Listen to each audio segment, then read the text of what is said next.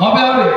BJP সরকারের যোগী আদিত্যনাথজি এই সমস্ত বেআইনি কাজকে মাটির সঙ্গে মেশানোর জন্য কি ব্যবস্থা রেখেছিলেন? উত্তরপ্রদেশে বুলডোজারগুলো সব আইডিয়াল হয়ে পড়ে আছে, ওগুলো আমরা ওখান থেকে নিয়ে আসি, এখন অ্যারেস্ট হয়ে জেলে আছে।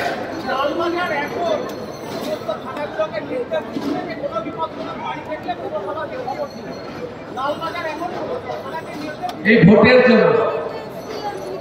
জন্য মাননীয় মুখ্যমন্ত্রী সন্দেশখালী আসেননি কেন?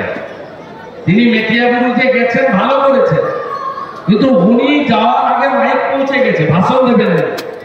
নিচে যে গার্বেজের তলায় যে গরিব লোকগুলো চাপা পড়েছিল তাদের উদ্ধারের জন্য ড্রিলও আসেনি, এনডিআরএফ কেউ আনা হয়, কিন্তু মাইক আর সঙ্গে মাইক্রোফোন ওটা আগে চলে এসেছিল, বক্তৃতা করতে হবে আর পিছনে মালা নয়, যেহেতু দক্ষিণ কলকাতার প্রার্থী ভোট ছাড়া কিচ্ছু বোঝে না।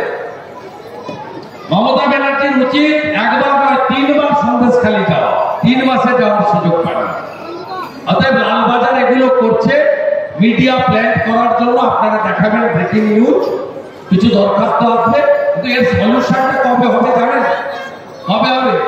বিজেপি সরকারের যোগী আদিত্যনাথজি এই সমস্ত বেআইনি কাজকে মাটির সঙ্গে মেশানোর জন্য কি ব্যবস্থা রেখেছিলেন? উত্তরপ্রদেশে বুলডোজারগুলো সব আইডিয়াল হয়ে পড়ে আছে, ওগুলো আমরা ওখান থেকে নিয়ে আসি।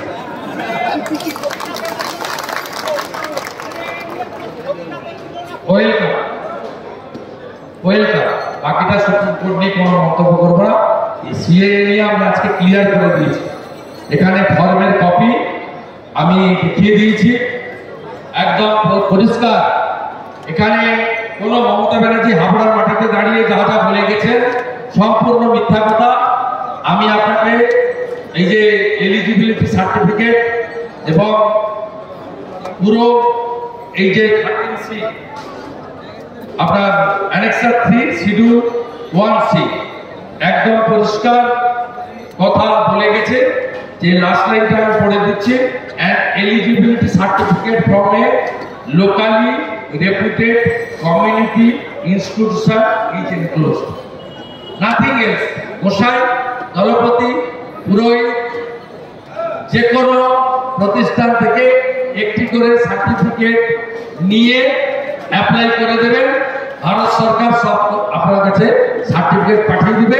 মমতা ব্যানার্জির পুলিশ আর 71-এর আগে দলিল চাইতে পারে। পিয়া ঠাকুরের লড়াই সাকসেস, উই শ্যাল ওভার। আর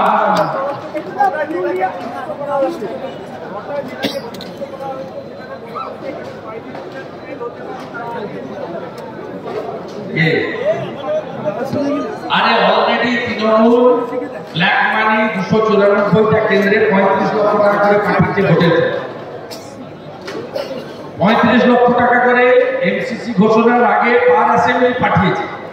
হাওড়াতে একটা মন্ত্রী দিয়েছে 16 জনকে, আমার কাছে তথ্য আছে। যাদবপুরে একজন মন্ত্রী দিয়েছে। ওদের লোকরা আমাদের বলে গেছে যে এই বাড়িতে এত টাকা পৌঁছে দিয়েছে। অলরেডি 2,45 লক্ষ টাকা করে তৃণমূল কালো টাকা প্রত্যেকটা লোকসভাতে পৌঁছে দিয়েছে। ওই জন্য দেখছেন না ভারতীয় জনতা পার্টির কর্মীরা নিজেরা চেয়ে চিনতে নীল ব্লু দিয়ে পদ্ম আঁকছে, কালো দিয়ে পদ্ম আঁকছে, আর ওদের সব কালার পদ্ম, কালার গোলাপ। দেখবেন, বুঝতে পারছেন তো? টাকা অলরেডি ঢুকেছে। তবে মোদিজি আছে তো, না খাওয়া না খালি পাতালের ভিতরে রাখুন আর অপার বাথরুমে রাখুন, টাকা লুকিয়ে রাখতে পারবে না, নিশ্চিন্তে রাখুন।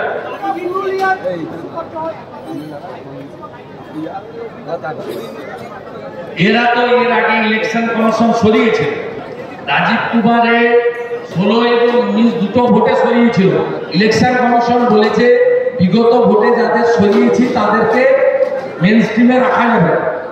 এরা তো গাজওয়ারি করে আছে। বিগত ভোটে যাদেরকে রেখেছে তাদের মধ্যে কেউ ডিআইজি আছেন, কেউ এসপি আছেন, তাদেরকে তো রিমুভ ইলেকশন কমিশন তার গাইডলাইনকে মান্যতা দিয়ে করবে। সেই জন্য উপর থেকে শুরু হয়েছে। যদি না বা 2-4 দিন দেখবো, আমরা দেখে আমরা বলবো। টিএমসি এমসিসি ভায়োলেশন প্রতিদিন করছে। কালকে মেয়র গিয়ে 5 লাখ 1 লাখ টাকা ক্ষতিপূরণ ঘোষণা করতে পারে না।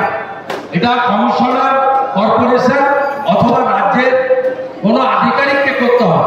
নির্বাচন চলাকালীন কোন জনপ্রতিনিধি, পাবলিক রিপ্রেজেন্টেটিভ, পলিটিক্যাল লোক এই ধরনের ঘোষণা করা মানে ভোটারদেরকে প্রভাবিত করা। এটা one kind of right to the voter.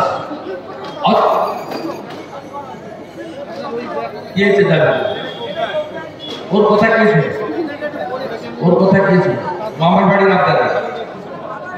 ভারতবর্ষের সংবিধানে সবচেয়ে বড় জায়গাটা হচ্ছে ভারতবর্ষের সংসদ। ভারতবর্ষের সংসদই হচ্ছে ভারতবর্ষের শেষ কথা।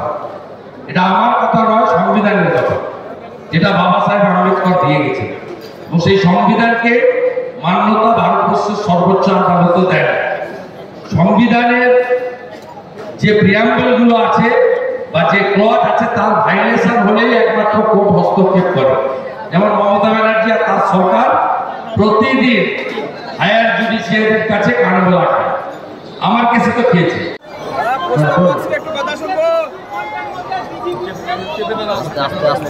গতকাল বিজেপি যাকে করেছিল সরকার ম্যানেজমেন্ট হিসেবে রাজ্য সরকার করেছিল। আজকে ইলেকশন কমিশন সরাসরি বিজেপি নিয়োগ করেছে। এটা বদল নয়, এটা মানে যা ইলেকশন কমিশনের যে নির্দেশিকা তার পালন। আমরা এতে আহ্লাদিত নই, আবার ব্যথিত। আমরা মনে করি রাজীব কুমার সহ মমতা পুলিশের টেন্টেড পুলিশ অফিসারদের রাজ্যের বাইরে সরাতে হবে। এরা এখানে থাকলে সমানভাবে প্রভাব ফেলবে এবং তারা সবাইকে ধমকাবে যে 2 মাস পর তো আবার আসছে, তখন বুঝে নেব, দেখে নেব। তাই ইলেকশন কমিশন যদি পশ্চিমবঙ্গে সত্যিকারে রক্তপাতহীন অবাধ শান্তিপূর্ণ ভোট করাতে চায়, মমতা পুলিশের লোকেদের, চিহ্নিত লোকেদের যারা 21 সালের নির্বাচনের পরে পোস্টপোন ভায়োলেন্সে নাগরিকদের নিরাপত্তা দিতে পারেনি। এই বারাসাত জেলাতে আমাদের মাইনরিটি মোর্চার নেতা মোহাম্মদ আলীকে নৃশংসভাবে খুন করা হয়েছিল।